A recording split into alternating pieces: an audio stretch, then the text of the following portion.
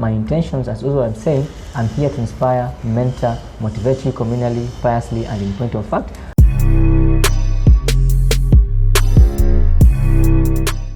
Perception is everything. Because if you think ni ngumu itakuwa ngumu, if you think ni rahisi itakuwa rahisi. When you recruit 30 people, among them kunakuwa na mtu negative mmoja. Like tufanye hii tuweke hapa kibanda ya sukuma na kuuliza mama wote unaona ameweka hapa vibanda. Nalala kuja kununua hapa. What is that one thing? Tunamwambia tufanye hii. What is that one thing ambao ukikaa katika maisha yako? Yes. Unaona if it was not for this thing, mimi nisingekuwa George mwenye niko sasa. Like mimi najua tu ni God. Okay. Because since I was a kid, I remember my dad bought me a book called Bible Stories, and I read it cover to cover. I read it so many times, and it's stuck in my brain. And I know we have atheists. I know we have those people who don't believe in God. But if you look at everything, it's designed, it's structured. It's very specific. There is a God, and I believe without God I wouldn't be. And everything that happens in a purpose. Everything, every minute, every second. Even before, unajua venye you used to see LavishHat in your brain. If you tell someone else, hawezi believe, hawezi understand. But now that he's existing, sasa mtu anaweza ona. But what is existing now, you used to see it. Hii logo mpaka na hii kitu, it was in your brain. Hapa tumekaa ilikuwa ni plot, ilikuwa ni kamsitu fulani some years back. But now mwenye aliba hii plot alikuwa na picture, katafuta architect. Architect anakuonyeshanga plan, wewe unaona ni karatasi. Inside his brain anaona hii ni nyumba. So I believe God alikuwa anatuona even before tuzaliwe. I remember there's a prophet, God is telling him, I knew you before I made you.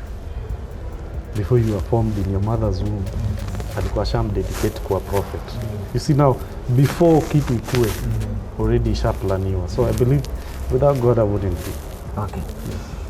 Nini ambacho umejaribu kuwa proud nacho katika maisha ambacho mpaka sasa hivi ukikaa you're like enyewe hata sasa hizi nini ifanyike, but thank God for this? So far ni wale watu, the youths that since I started, the youths that I've mentored, and most of them are grateful. I remember there's a company I went to at my lowest. I worked in that company, and the manager one day tulikuwa na meeting na yeye. So he was seated with one of investors kwa hiyo kampuni. And that investor ni kama the best kwa hiyo kampuni. And this manager calls me and come meet fulani. Before ni meet yo jamaa amiriruka amenihug. I trained this guy na ni investor kwa kampuni imeniandika. But to me ilinifurahisha yani. So kitu nifurahisha ni, let me say, my watoto wangu wa kibiashara. Like when I see LavishHat, I'm like, that's good. Na ni wengi, and sometimes some of them remind me on my Facebook page, whenever I post stuff, wanikumbusha, do you remember me? You mentored me. So far, I'm proud of that. You don't remember tukienda Garsen kwa ile group ya nini JSU, and tumezungukwa na gani? Tumezungukwa, lakini kuna askari anauliza George kwa. I was wondering, okay, kumbe ni mtu nishaimenta. By the way, hapo tuko guest. Tuko guest, unashuka, Shanghai town mbona haina watu? Kumbe kuna curfew. Sasa ni stories za curfew. Haya, tuko na bagi zetu. Polisi ndio wengi, alafu kumbe gari plate number ndio inajulikana peke yake, na gari ni ya George. Kutoka bidi George. Inabidi ndio tusaidia. Ilitusaidia. And one of them was mtu amepitia. You know, there are very many, they are everywhere. There are those who got into business, there are those who are employed, there are those who wameingia kwa companies wamepanda. It's been a journey. And it's I wouldn't credit it to me alone. There are people who came before us. I was also mentored, I was also trained. I also walked into an interview. A youth that didn't know dressing, didn't know perception. In fact, I remember when I walked into my first interview, I was dressed zile. I remember our days kulikuwa na hizi checked shirts and we loved them. I remember my dad bought me an official shirt and I got mad. Come check out nini na meinunua kwanza. By then it was 800 bob, a lot of money. I was like 800 naweza buy checked shirts kadhaa. But then when I walked into that interview, they started teaching me image, perception, attitude. Hapo ndo nika change. And I'm also passing on. Hear me, I'm a child, you need my grandchildren. I believe you'll meet my mentor. Very true. And we've just spoken. I mean, by Nairobi in the next like by saa 8 mchana nimwambie I think atani invite kwa ofisi yake.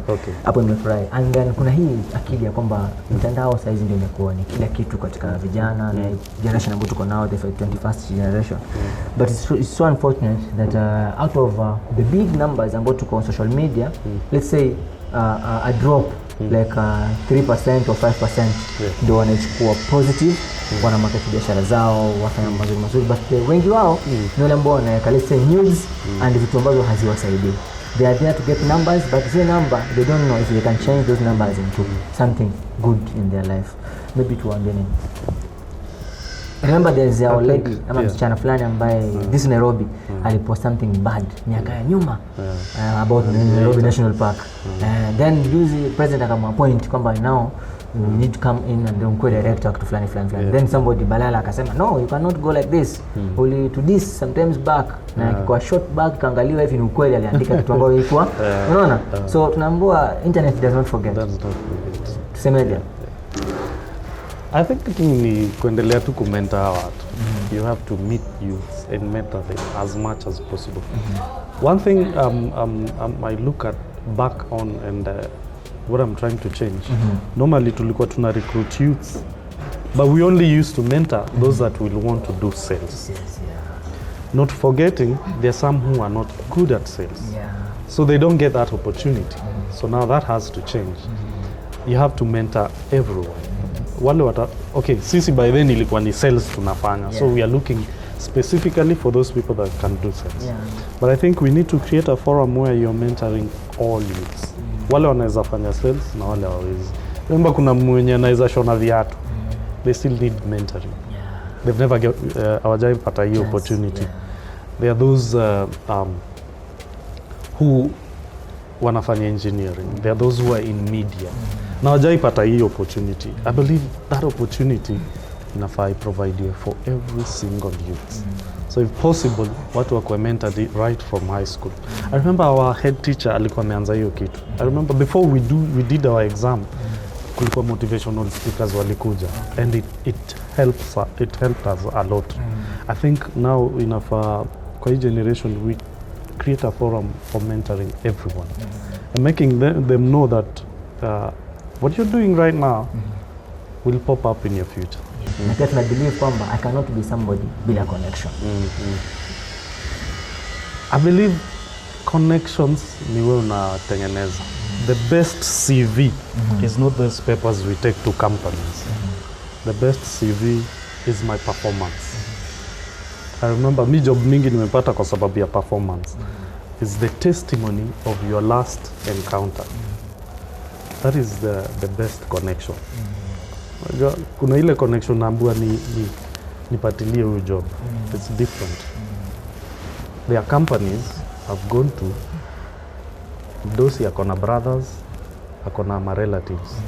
But style una perform inafanya ana overlook. Yeah. Like you want performance right now. You get people in your company. There's one person when you produce maybe sales worth 5 million and you have a brother who's doing 500,000. Which one is more closer to you? They are performing person. Exactly. So when you want to lialia relatives sijui nani, no. Start from where you are and perform. Keep going an extra mile. Keep overperforming. And your last contact testify to your next contact. I remember even me coming to Mombasa, there's someone mwenye alikuwa there's a guy who had a contract with Airtel, and he was wondering, how do I execute this? So he asked around, and someone told him, call this guy. If you call him, you'll get numbers. And he called me, and we sat on the table, and I drew him the plan. Tukimaliza, actually we had a 30 minutes meeting, na kaniambia go pack tuende Mombasa.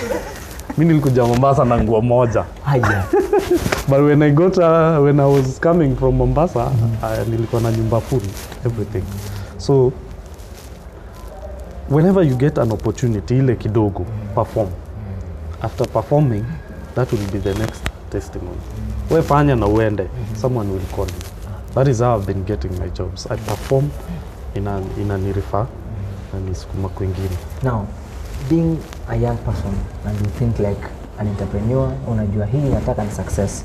And this is my business focus, this is my business idea, but you're looking for that investor pale nje. How do you like come up with that nice proposal? Kuna wengine wanasema, anyone utafind anaweza kuandika very good proposal with a very good English, it's not a perform. Here's the thing.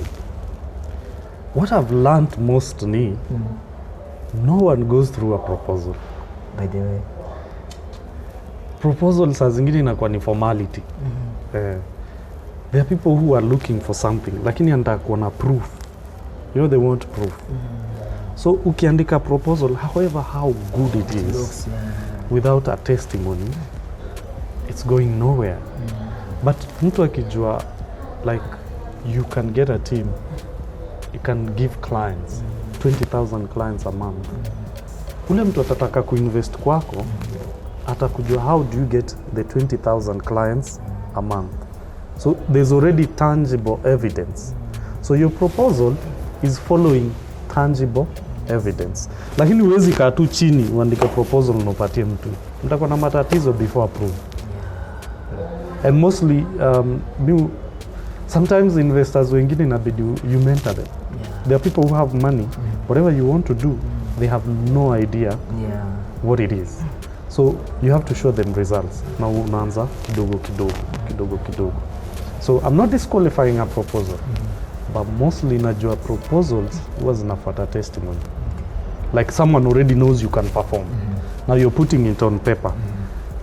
Not the other way, like you're putting on paper, but the performance is not missing. Do uanze kuprove performance. That way is harder. But if you're performing, and then he wants it on paper to see how you do it, it's easier. Because this guy already is convinced you can do it. Now the paperwork is just a formality. The issue of calculating a projection. You've been given a business, let's say is in point A, wataka move to a certain point. So pale na katika stats zake uweze kuona how is performing, sales zake ziko vipi, how will it be able to come in my mind like a young entrepreneur, niweze kumpigia zile mahesabu za kumwambia hii clients ukinipatia in the next like this period, hii yako nitakumove from this angle to this angle. Normally it comes from experience. In business, 95% ni experience, 5% ni monetary. If I give you 1 million, end of anye matatu business. Trust me, by the time unajijua, hiyo gari itakuwa imeisha. But when you have experience, you know when to, where to, how to, who to. So now, normally when business people, we are planning something, I'm working from experience. I know if I put this much here, then it will produce this much. Because once you tell an investor, if you give me $500,000 every month, I'll give you 50,000 or 100,000, and then you produce 20,000, you already started having problems. So before anything you're gonna propose, someone investing in you, make sure you have experience, make sure you've done it or you're already doing it, and then now you can propose. There are businesses, mtu akiniuliza, I'm talking from experience. Mostly jobs mingi mimi nimeenda naenda na mimi ndio napatiana plan. Like literally nini na run everything. The beauty of it is when you go to someone, you're working for them and you have the whole plan. They don't know how much to pay. haizi quote how much mpaka kuulize pia na hapa na wewe utakula ngapi.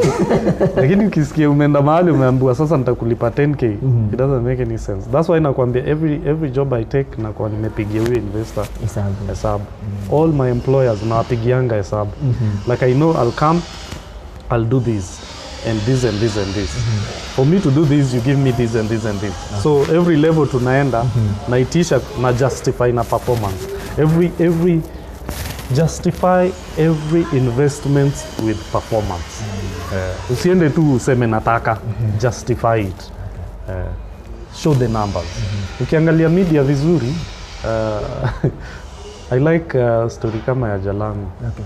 Because ametoka hii media ingine na mngoja. Meanwhile kuna watu wanatoka hiyo media and they have no plan. Why? Because this guy can justify the numbers. Ukiangalia YouTube channel yake, there were serious numbers.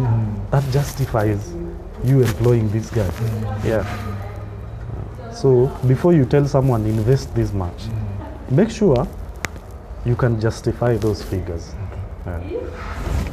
I know everybody has a story, like I've just said in the morning. Yes. Ni nini ambacho saizi ukikaa katika maisha yako you regret mpaka unaona hii time nilipoteza, na if it were not for this and this ingekuwa si George huyu tunaongea saizi?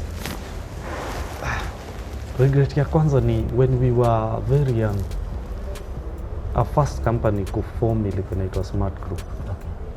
If we stuck together, we were 7 guys, 7 very young guys. We used to do numbers, serious numbers. But then tukawacha. If we stuck together, I don't think there's any company that would have matched our numbers. In Kenya? Hakuna mtu angematch. Because if you look each and every person, saizi kama unaona nyinyi niliwa mentor, someone else was mentoring the same group in Nairobi. Another guy was mentoring guys in Central. Another guy was mentoring in Kisumu. And remember, all of us were one group. Can you imagine if we stuck together? So the problem we also have in Kenya is that it's a man-eat-man society. We don't know how to come together and do something as a group. Kila mtu anajitakia. Even the matatu industry, if they come together, when you form circles, if they do one thing, there will be uniformity. It will be big. Yani ingekuwa kitu ingine magnificent sana. So mostly is not teaming up with that group would be very fun. Because I remember we teamed up, and within the 1 year we worked, we gave some serious numbers. Na ile group tulimenta kwa hiyo team, hata ukiwa mimi tutashangaa. Na sasa ndio wengi wao wameshikilia vitu kubwa kubwa tu. Yeah. But most of them walienda abroad, and we normally talk. And I remember. Okay. Your closing remarks to the youths who are watching you out there, and they're like, they need to get you, they need to get your stories, they need to be engaged with you, so that they can like brainwash what is in their head, ambao ni kitu mbaya waweke kitu positive. Unaweza kuwaambia nini ama wakupata namna gani? Facebook, they can find me on Facebook, George Changa, and I think once they find my page, wataona vitu na post, because nowadays I deliberately post stuff that helps, that is resonating with what I want. And I can advise youths one thing. Your strength is in your talent and gift. It's easier, by the way, it's easy to do what you're gifted in. There are things you don't need. Like if you look at akina like footballers like Messi, anacheza ile mpira ni kama it's not work. Find something that when you do it, it's not like it's work. There are things, kuna watu wanafanya vitu wana struggle. He still wants it. I want to do it. I want to do it. No, there's something hata ikitajwa tu you're excited. Kuna watu ukiambia football they're excited. There are people who are bookworms. Ukimpatia novel hivi they're excited. They just want to sit somewhere and read it. Find something you're good at and stick to it. Even if in the beginning you're not seeing the money, the money will come. Work style, pesa inakufuata, si unaifuata. Ukiona unafuata pesa, you're struggling. But ukiona whatever you're doing in a flow, pesa inaifuata pole pole. Yeah, like that. Thank you so much, and that has been our time. And I'd like to understand if this interview has been beneficial for you. Kindly drop your comments out there, because by only doing that, we'll understand how impactful it has been. And that has been our great time. I'm so happy and grateful. Thank you, Sana Brother Changa, for coming through. Subscribe to LavishHat TV. Kabisa. LavishHat TV has the right content. Absolutely. Yeah. Thank you so much, and that has been our time. We are signing out in style. Cheers, guys.